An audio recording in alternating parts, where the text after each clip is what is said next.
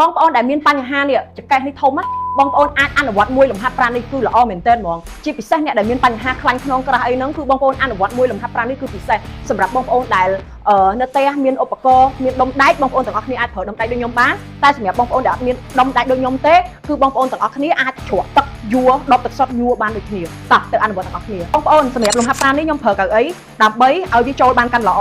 ដៃរបស់យើងដាក់គុំត្រជាក់ពីក្រោយជើងរបស់យើងបើកឲ្យធំបន្តិចហើយ after គឺបងប្អូនទម្លាក់ទៅឲ្យអស់មកវិញមួយប្រើកែងដៃប៉ះមួយនឹងកែងប៉ះមួយនេះបងប្អូនទាំងអស់គ្នាបែបនេះតោះយើងចាប់ផ្ដើមមកខាងបងប្អូនធ្វើវា20បងប្អូនធ្វើវាសងខាងបងប្អូនធ្វើវា4ជុំតោះ1 2 3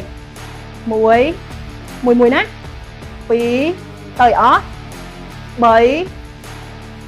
4 5 6 7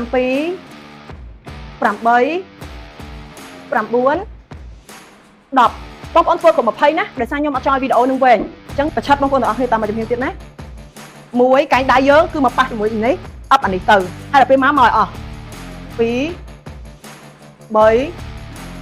4 5 6 7 8 9 10បងប្អូនធ្វើ20សងខាងធ្វើវា3ទៅ4ជុំអូខេសម្រាប់អ្នកចង់បានចង្កេះតូចធៀងតូចចង្កេះសអេស